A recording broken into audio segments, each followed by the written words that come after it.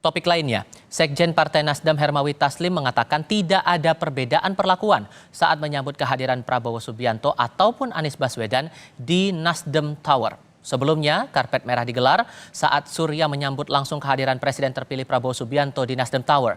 Sementara saat Anies Baswedan datang diterima melalui pintu samping Nasdem Tower dan disambut politisi Nasdem Sugeng Suparwoto. Terkait hal itu, Taslim menegaskan tidak ada perbedaan dan semua diperlakukan sama.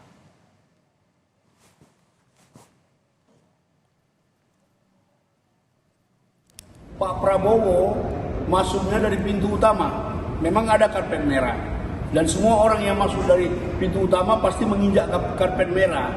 Sedangkan Pak Anies karena sudah terbiasa datang di sini, beliau mobilnya langsung ke samping, turun dari samping kafe.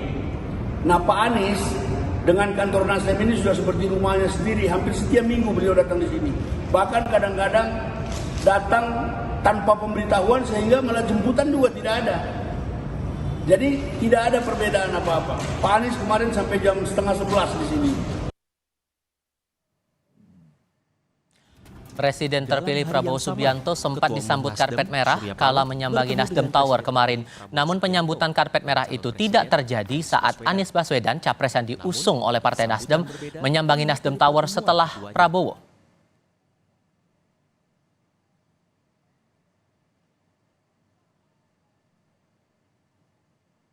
Menyambut kedatangan Presiden Prabowo Subianto. Usai pertemuan dilakukan, Surya Paloh juga mengantar Prabowo Subianto pulang. Di hadapan Surya Paloh yang parpolnya berbeda koalisi dalam Pilpres, Prabowo Subianto bilang jika sehabis persaingan timbul kerjasama. Sesudah persaingan, saatnya kita kerjasama, saatnya kita bahu-membahu untuk bangun bangsa kita. Intinya adalah saya sangat berterima kasih, saya sangat menghargai sikap Nasdem. Setelah pertandingan kita bersaing, ya kan? Tapi kita tetap bersahabat, kita tetap satu keluarga, kita tetap cinta tanah air. Sementara calon Presiden Anies Baswedan tiba di kantor DPP Nasdem untuk menghadiri acara berbuka puasa. Tanpa disambut Surya Paloh, Anies masuk ke kantor DPP Nasdem. Anies tak mempersoalkan pertemuan antara rival politiknya di Pilpres, Prabowo, dengan Ketua Umum Parpol pengusungnya Surya Paloh. Iya, saya rasa itu sesuatu yang baik ketika ada tokoh seperti Pak Prabowo mau berkunjung, lalu Partai Nasdem sebagai tuan rumah menerima dan menyambut, ya sesuatu yang baik. Sesuatu yang tidak ada yang luar biasa. Tapi katanya Nasdem ini 50-50 Pak, bisa gabung ke Partai. Ya tidak ada obrolan yang khusus kecuali yang disampaikan di media tadi. Sambutan hangat yang diberikan Nasdem kepada rival politik di Pilpres, Prabowo Subianto, banyak dibaca sebagai bagian dari upaya bergabungnya Nasdem ke koalisi Prabowo. Meskipun sejumlah petinggi Partai Nasdem mengatakan peluang koalisi masih 50-50. Tim Liputan, Kompas TV.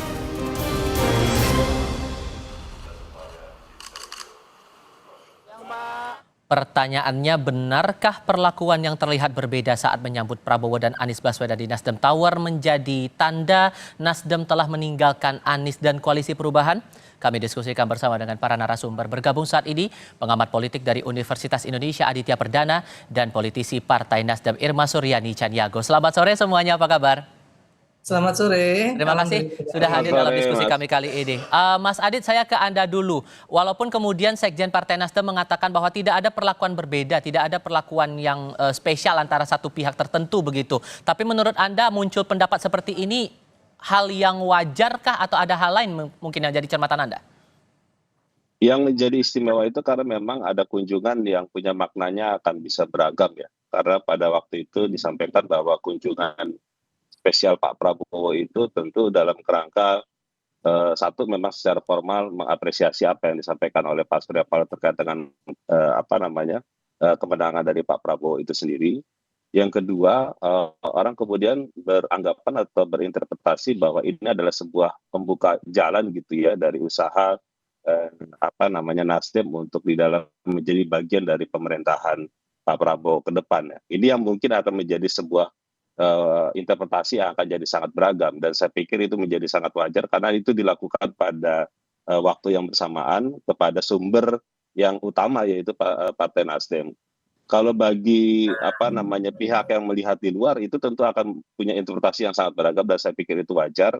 Pada sisi yang lain adalah Nasdem memiliki calon presiden namanya Anies Baswedan. Pada sisi yang lain juga ada kesempatan di mana Pak Prabowo hadir di sana gitu ya, untuk kemudian mengapresiasi apa yang disampaikan Pak Surya Paloh, dan kemudian mungkin ada pertimbangan-pertimbangan yang sedang dijajaki terkait dengan masuknya di dalam pemerintahan baru.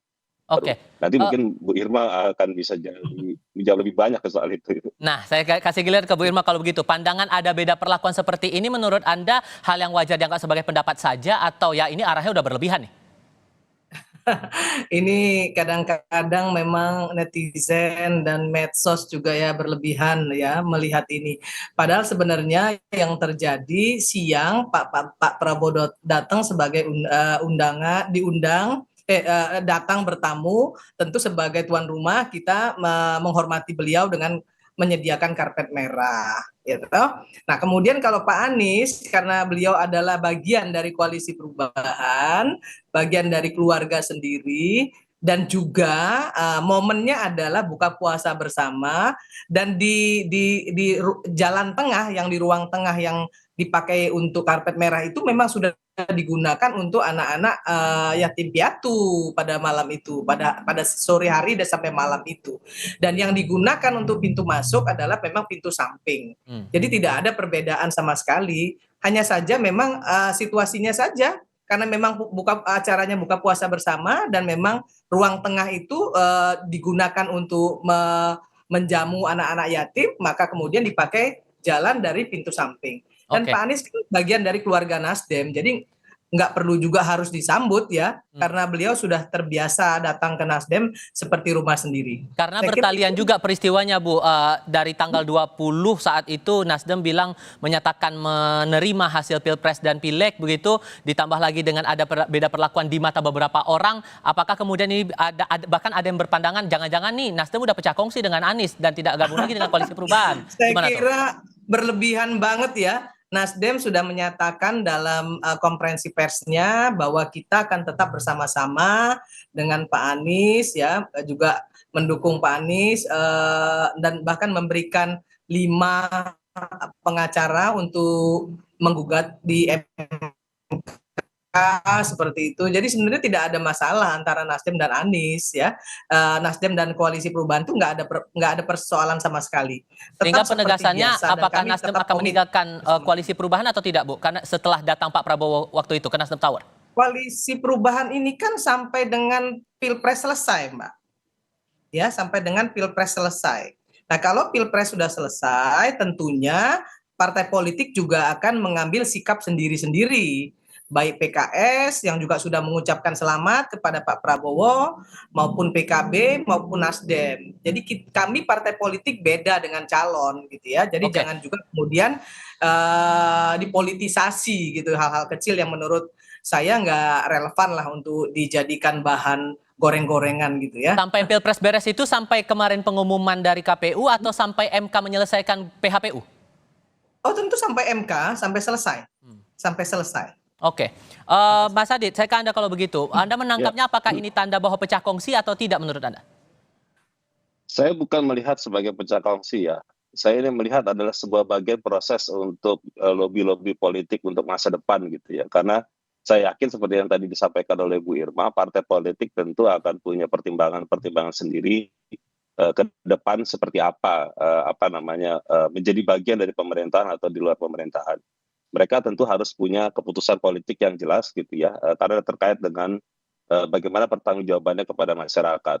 Sehingga fenomena beberapa hari ini hingga sampai keputusan MK itu mengatakan final dan mengikat gitu ya, maka kemudian masih akan terjadi Mas. Jadi menurut saya masih akan ada banyak peristiwa-peristiwa yang nanti jauh lebih dramatis mungkin ya, yang akan bisa jauh lebih menghebohkan dan mungkin akan bisa menunjukkan bagaimana sikap masing-masing partai politik baik yang ada di koalisi 01 ataupun koalisi 03 terhadap pemerintahan Pak Prabowo nanti gitu. Itu Oke. masih panjang kalau menurut saya. Tapi setidaknya dari pandangan Anda sejauh ini nasib Anies bakal bagaimana kemudian setelah PHPU ini dijalankan di MK? Ya, saya pikir kalau di persidangan di MK tentu kita akan melihat prosesnya ya. Persoalan krusial di dalam persidangan di Mahkamah Konstitusi itu adalah terkait dengan bagaimana pembuktian itu bisa dilakukan. Dan pembuktian itu bisa menjadi sebuah alat yang sah untuk kemudian hakim bisa memutuskan perkara itu sesuai dengan yang diharapkan oleh pemohon atau tidak. Jadi itu yang perjuangan yang paling krusial dan juga penting yang dihadapi oleh semua pihak yang ingin menyelesaikan persoalan perselisihan di Mahkamah Konstitusi. Nah, di luar itu tentu orang berspekulasi atau bahkan mungkin juga di tim calon presiden atau bahkan mungkin partai politik, mereka akan juga berhitung juga bagaimana tentang konstelasi atau situasi politik ke depan. Jadi siapapun itu menurut saya juga punya argumen untuk bisa melakukan positioning politiknya mau seperti apa gitu. Oke, Bu Irma, bagaimana kemudian nasib Pak Anies ini di Nasdem kemudian? Karena kan ini proses masih berjalan, dari Timnas juga masih melakukan proses di MK begitu. Tapi di tengah proses komunikasi dengan Pak Prabowo kemarin, karena ada beberapa orang yang juga menyatakan kecewa begitu, itu gimana nasib Pak Anies berikutnya, Bu Irma? Kita kan nggak bisa ya memuaskan semua orang, itu yang pertama. Yang kedua, partai politik dengan calon itu kan berbeda, ya. Berbeda tujuan, berbeda juga cara menyelesaikannya. Nah, Nasdem berpikir bahwa Indonesia ke depan ini harus menjadi lebih baik. Dan tidak boleh ada perpecahan. Persatuan dan kesatuan bangsa mesti utuh. Nah, bagaimana cara kita menyelesaikan masalah, itu ada jalur sendiri-sendiri. Dan itu yang didukung oleh Nasdem. Itu yang dikedepankan oleh Nasdem. Nah, jadi jangan juga kemudian seolah-olah dipersepsikan bahwa Nasdem meninggalkan Anies dan lain sebagainya. Saya kira tidak seperti itu. Pak Surya Paloh sudah berkomitmen gitu ya, sudah berkomitmen untuk terus bersama-sama dengan partai koalisi sampai dengan gugatan di MK ini selesai. Nah, kalau sudah selesai tentu ada pembicaraan lain lagi, ya kan sudah beda lagi temanya, sudah beda lagi tujuannya. Jadi jangan dibolak-balik gitu ya, karena antara calon dan partai politik pasti beda. Baik. Beda tujuan dan beda juga cara menyelesaikan masalahnya. Baik, Bu Irma mewakili Partai Nasdem, terima kasih. Mas Adit juga terima kasih sudah hadir dalam diskusi kami kali ini. Ya, Sehat selalu sama-sama. semuanya. Selamat sore.